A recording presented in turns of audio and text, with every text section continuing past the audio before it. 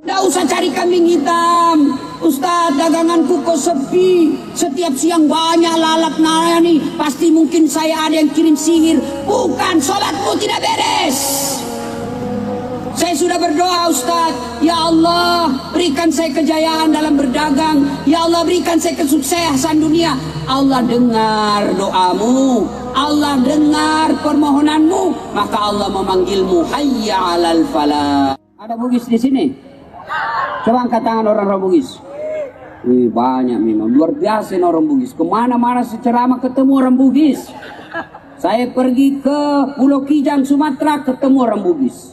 Saya pergi ke Biduk-Biduk, Kalimantan Timur, ketemu orang Bugis. Saya pergi ceramah Sabah, Sarawak, bahkan di Keke, Kinabalu. Saya khotbah Jumat, dia bilang ceramah pakai bahasa Bugis, Ustaz. Capek kita diceramai orang Melayu.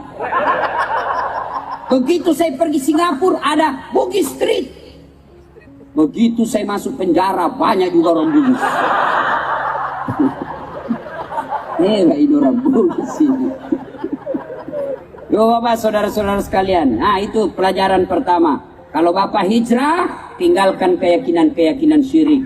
Ada lagi itu keyakinan, dia bilang, Ustaz, selama saya pegang ini cincin, ini bisnis saya sukses. Syirik.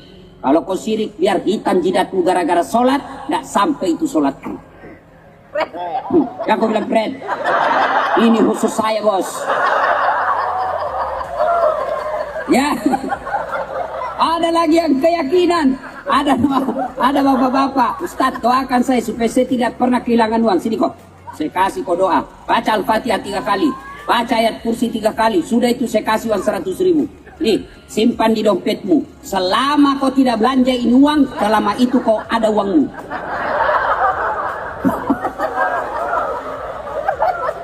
Kalau ilmu begini boleh, kalau tidak belanja itu uang ada terus duitmu. Iya toh? Sudah, hijrah tinggalkan itu. Yang kedua, kita penggal-penggal ini kisah karena waktu terbatas. Rapatlah ini kaum Quraisy, dipimpin oleh Abu Jahal, di sampingnya Abu Lahab, ditemani juga Abu Sofyan, di belakangnya Abu Gosok. Abu Janda. Abu Janda. Abu Janda. Dewi lagi di Abu Sofyan. Saudara-saudara sekalian, ini Muhammad makin hari makin menjadi-jadi. Kita apa ini Muhammad? Usul, bagaimana kalau kita sogok duit banyak-banyak? Kata pimpinan rapat, mohon maaf, Muhammad bukan pejabat Indonesia, kasih uang biru matanya.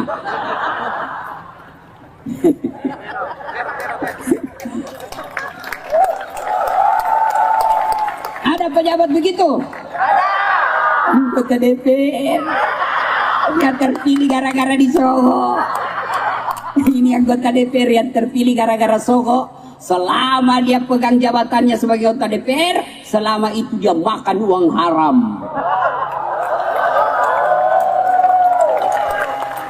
Ada begitu di sini? Ada. Kau sendirian salah, kenapa kamu disogok dong? Kau larang anggota DPR menyogok, tapi kau terima, Fred. Jadi kalau mau bagus, jangan terima sogok. Biar dia mau sogok kau 1 juta. Kalau kau tidak mau terima, tidak ada gunanya. Kalau kau disogok, ambil batu. Apa kau hina saya? Dari itu. Tapi ini dia tulis depan rumahnya, menerima serangan fajar. Jangan ketawa, saya serius ini.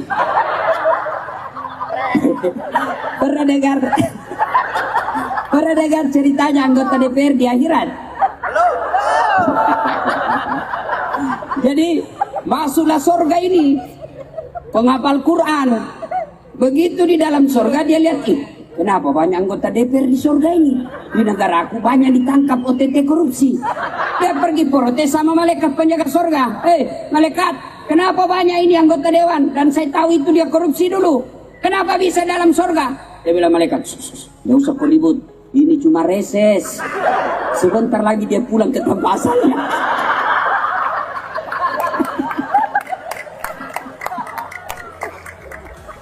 Nah, kata lagi yang lain, Pak Ketua sidang, nah gimana? Sogok dia perempuan, cari perempuan paling cantik di Makkah ini kita bawakan Muhammad.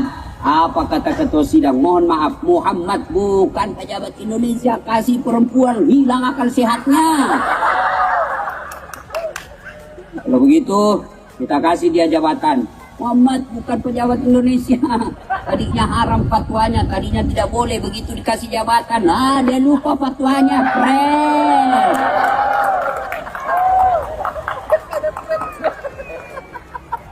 Kalau begitu diapain? Pak Ketua, anak muda usul. Gak usah banyak bicara Pak Ketua. Bunuh saja. Tapi Muhammad kan ada keluarganya Bani Hasyim. Kalau dia dibunuh, marah Bani Hasyim. Begini Pak Ketua, kita borongi. Kroyok. Dan satu lawan dan kawan-kawan. Setuju? Setuju? Ah, kapan? Sebentar malam. Ini rapat tidak boleh bocor. Rahasia negara. Siapa yang bocorkan, kita pancung kepalanya. Setuju? Setuju. Pulang peserta rapat. Ada satu peserta rapat makan siang dicerita sama istrinya. Bu, apa Pak? Rahasia. Oh, jangan ngomong-ngomong ya. Iya Pak, apa sih? Muhammad sebentar malam mau dibunuh. Jangan ngomong-ngomong. Siapa? Rahasia terjaga. Ini sudah makan, dia pergi bertetangga. Dia panggil temannya sesama perempuan. Jangan ngomong-ngomong. Ini rahasia. Hanya kau saya kasih tahu. Aman Bu, aman. Tidak akan. Sudah diberitahu, dia pergi lagi. Jangan ngomong-ngomong. Ya tadinya ngomong, jangan ngomong-ngomong. Akhirnya satu maka tahu. Inilah perempuan, dari dulu nggak bisa ditahu kasih rahasia. Makanya kalau bapak-bapak punya rahasia, jangan kasih tahu perempuan. Handphonemu kasih password. Diperiksa terus. Kalau saya HP ku, saya tidak kasih password, tapi saya ganti namanya. Ada dulu teman SD saya, dia suka betul saya waktu kecil. Sekarang masih sering telepon cewek. Saya jaga perasaan istri saya, ndak mau kalau dia tersinggung. Saya mau blok ini cewek, ndak enak. Nanti dibilangi kita sombong. Kita mau terima. Ada istri jaga perasaannya. Terpaksa saya tulis namanya di situ, penjual batu bata. Kalau bunyi telepon dia bilang istriku, Ustaz penjual batu bata. Jangan kongkat tagihan.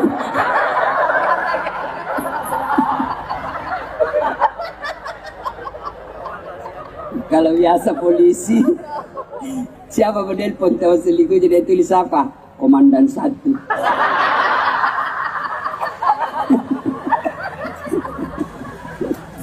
Nah ya, akhirnya apa? Bocor. Jadi ternyata memang ini. Gak bisa tahan mulutnya. Saya tadi saja lewat di gosip. Saya dengar itu, saya lewat tadi lah, saya bilang, itu Ustaz, itu juga bajunya yang di YouTube.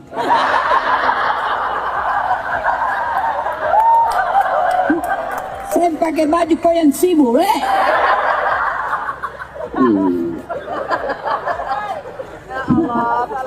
Sudah.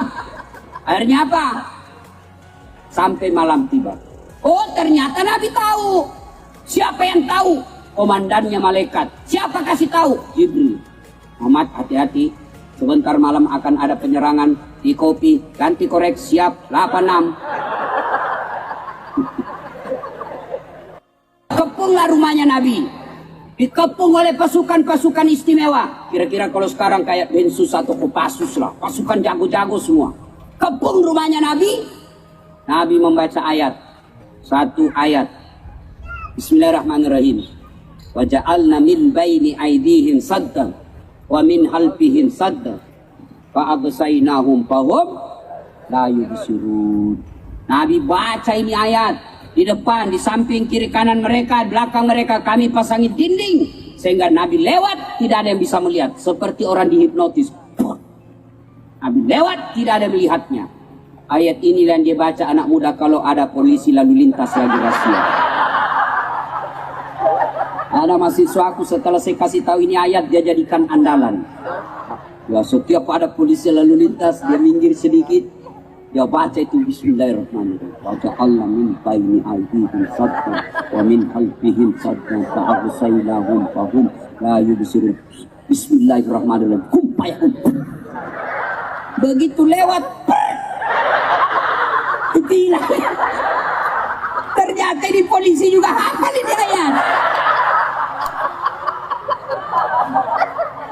Yang marah-marah sama saya itu mahasiswaku. Ini Pak Ustadz bohong-bohong. Mana ada Ustadz bohong-bohong? Kenapa aku bilang saya bohong? Saya baca itu ayat Ustadz. Terus saya ditilang. Kenapa bisa? Saya tidak pakai helm. Bukan ayat yang salah. Kau yang dongo.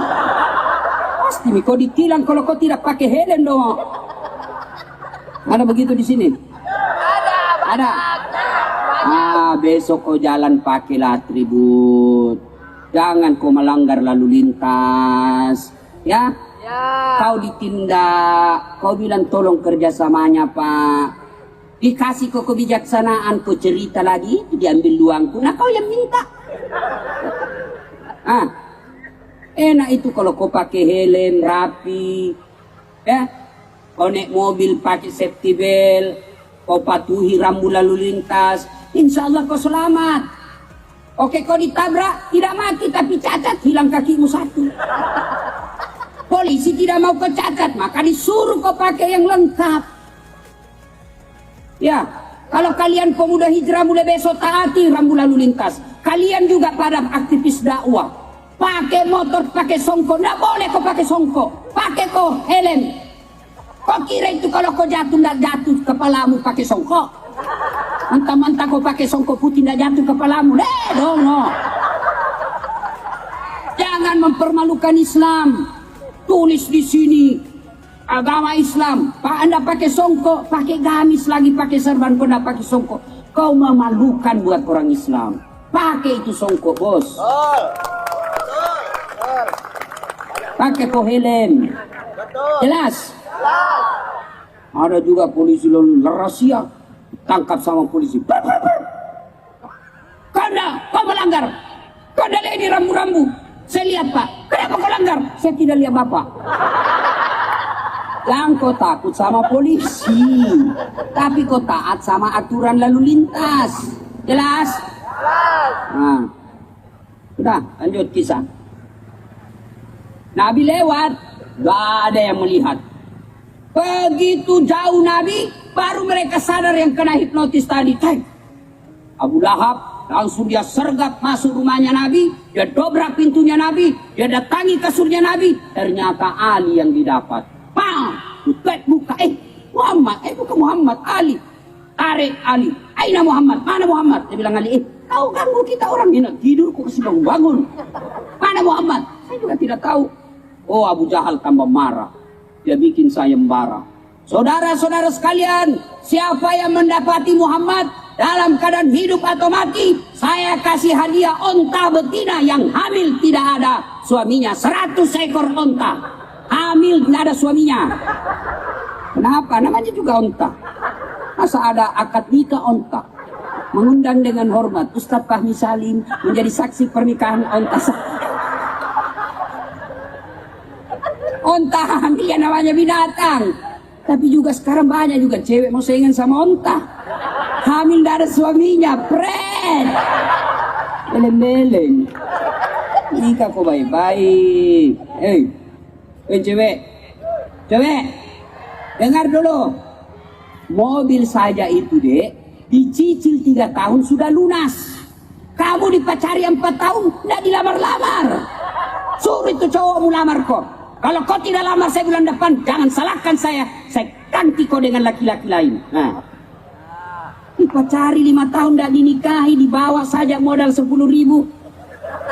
Teh botol 1, roti 1 bungkus. Dongo.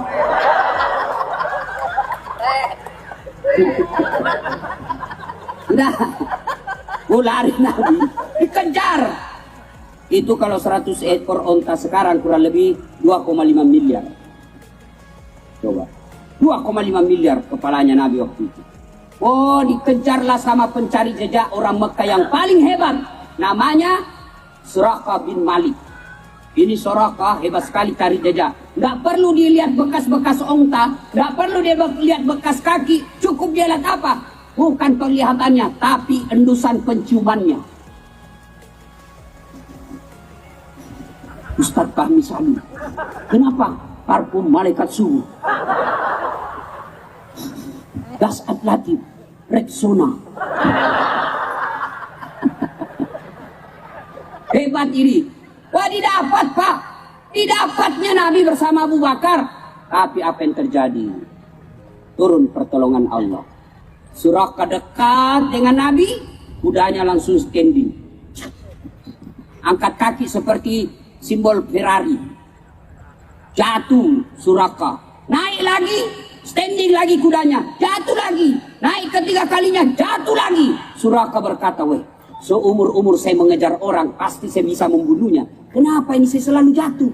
Dia bilang Suraka dalam hati Ain, bukan orang biasa ini. Orang ditolong, dilindungi Allah. Lalu Suraka berteriak kepada Abu Bakar, wahai Abu Bakar, sampaikan kepada temanmu, dia dikejar-kejar kalian, kepalamu 2,5 miliar. Lalu kata Abu Bakar, betulkah? Iya. Suraka berkata, ya Abu Bakar, ini berbekalan saya. Dia kan pergi berburu bawa bekal. Ya Abu Bakar, ini bekal saya, ambil. Nikmati, makan sebagai bekal perjalananmu untuk hijrah ke Madinah. Suraka kemudian saat itu menyatakan diri masuk Islam. Suraka keluar rumah dengan penuh kebencian, keluar rumah dengan penuh murka, tapi kembali ke rumahnya dapat hidayah masuk Islam. Bapak orang Islam sekarang keluar rumah dalam keadaan Islam, tapi pulang bawa murka Allah dengan membawa uang korupsi dan uang sogok.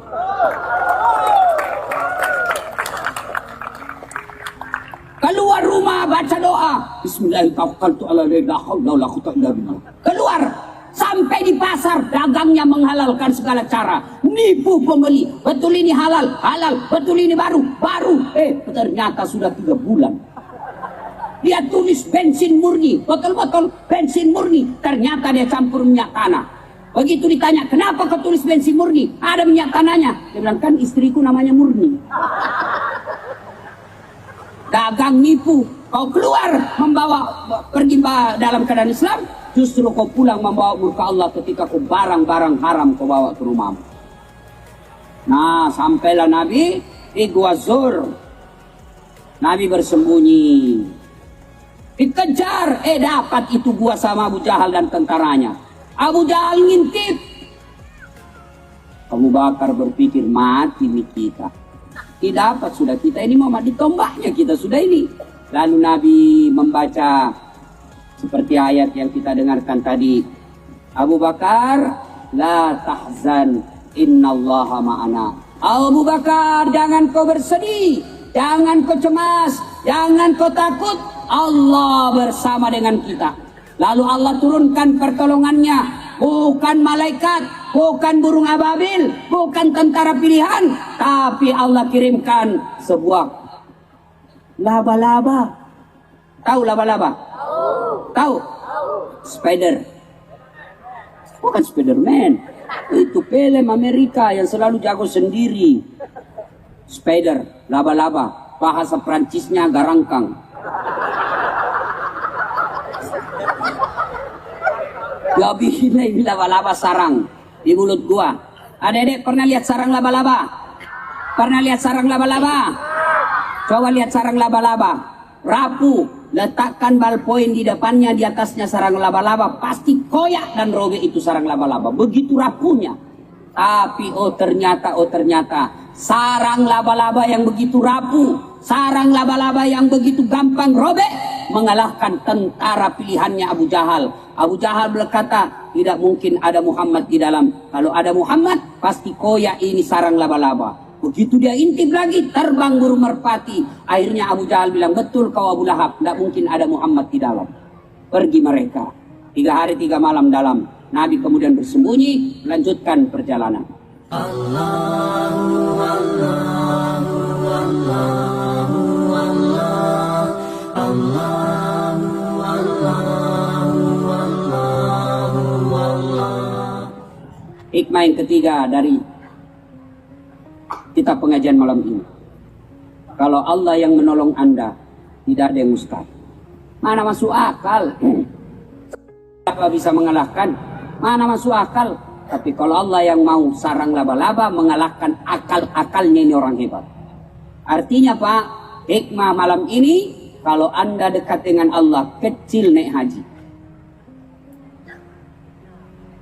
Kalau Allah dekat dengan kalian, kecil punya mobil. Kalau Allah dekat dengan kalian, kecil punya pekerjaan mewah, kecil punya apa yang kita mau, kecil punya tambang, kecil punya kebun. Yang penting pacari Allah. Takarruf ilallah, dekatkan diri kepada Allah. Gimana cara dekatkan diri kepada Allah? Sebelum kalian berbicara tentang puasa, sebelum kalian berbicara tentang zakat, sebelum kalian berbicara tentang haji umroh, yang paling pertama yang harus kalian lengkapi, sholatmu. Gimana hidupmu tidak susah? 40 tahun merantau tidak bisa beli rumah, 30 tahun meninggalkan Jawa, ngontrak-ngontrak aja di sini. Kenapa? Karena kau tidak sholat. Saya sholat Ustaz. Betul kau sholat tapi tidak ikhlas. Hayya 'alas shalah, asar lagi. Barusan kita sholat duhur, kau tidak ikhlas bos. Saya sholat Ustaz. Betul kau sholat tapi main-main. Allahu Akbar, tidak semangat.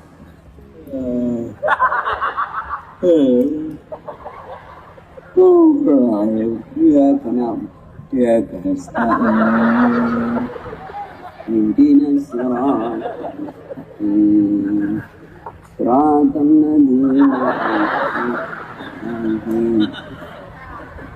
ada orang sholat begitu,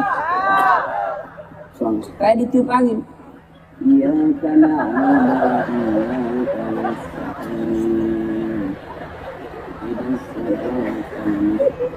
Allah.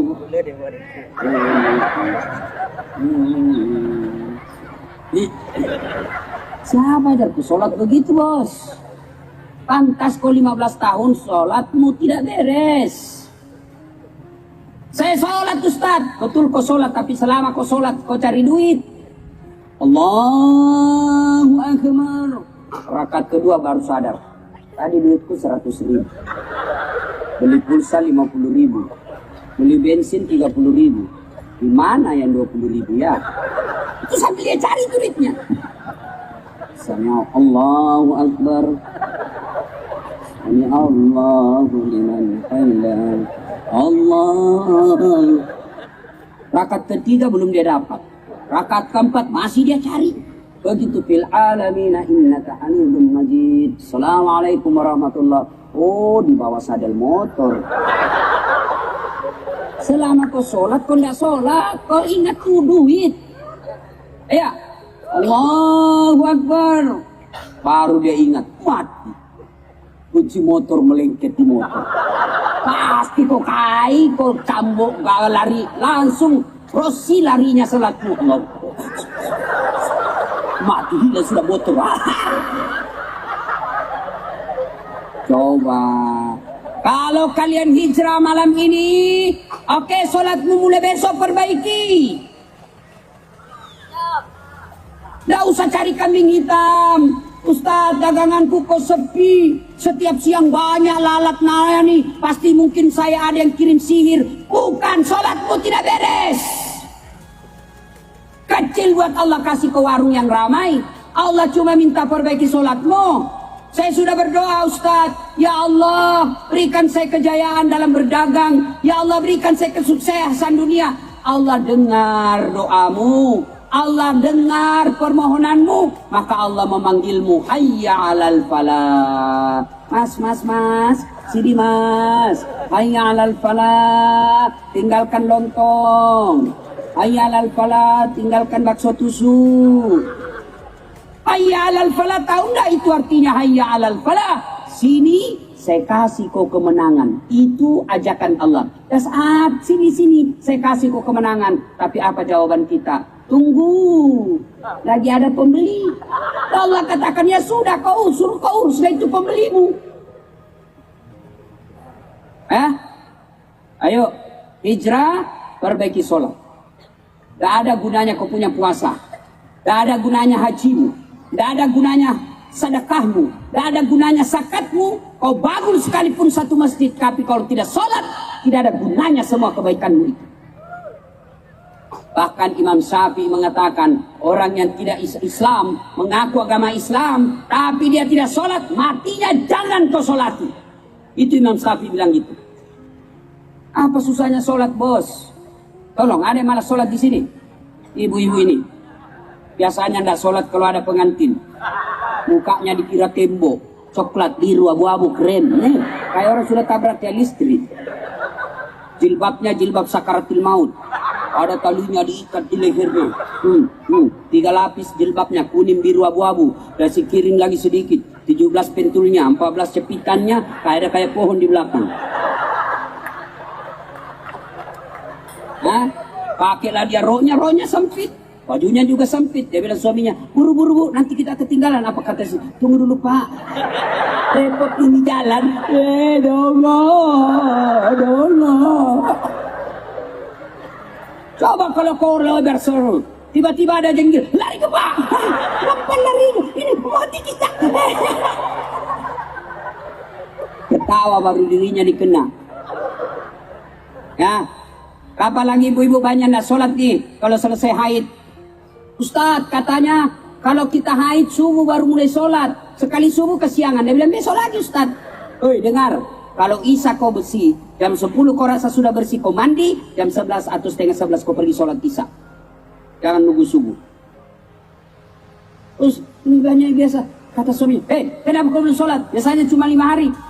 Kau haid, ini sudah 7 hari belum sholat. Apa kata istrinya? Belum bersih pak.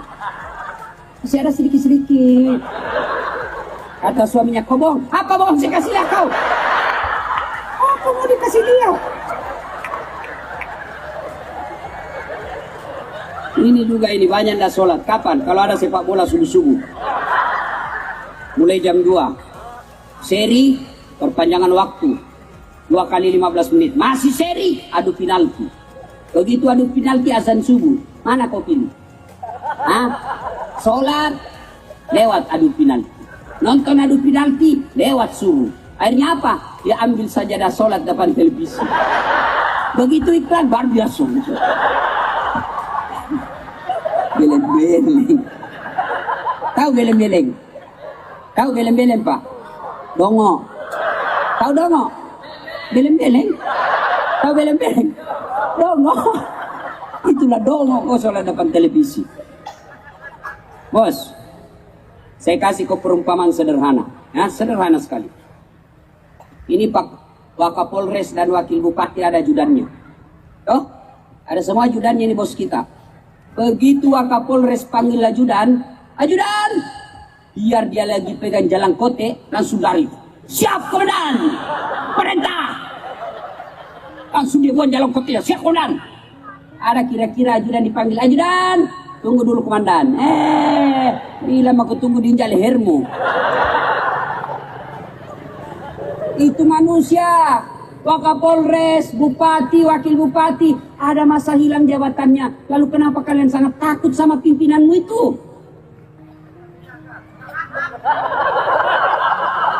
Dengar ya. Saya takut dipindah ke pulau Ustadz. Kau takut pindah di pulau, masih ada pilihanmu. Kau pensiun dini, tidak ada urusan. Saya dipecat Ustadz, kau jadi pedagang. Tapi demi Allah, kalau kau tidak sholat, kau masuk di kubur, kau senang atau tidak, kau puas atau tidak, kau bahagia atau tidak, kau tinggal dalam kuburmu. Kalau sama pimpinanmu kau bisa pensiun dini, kau lawan baru kau pensiun, tidak ada urusan.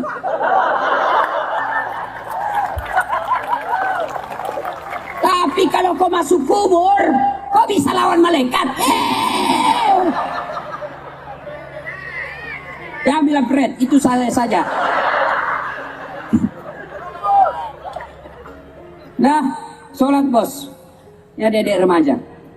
Kecil buat Allah kasih kau sarjana. Saya bukan takabur. Coba lihat itu gelar saya. Banyak betul bertumpuk-tumpuk. Gimana caranya? Saya juga tidak tahu. Yang penting saya pacari Allah. Gimana cara pacari Allah? Tiba waktu sholat saya lapor sama Allah. Ya Allah, Engkau Maha Kuasa. Tidak ada kekuasaan dibanding kekuasaanmu. Tidak ada yang mustahil di sisimu ya Allah. Selesai.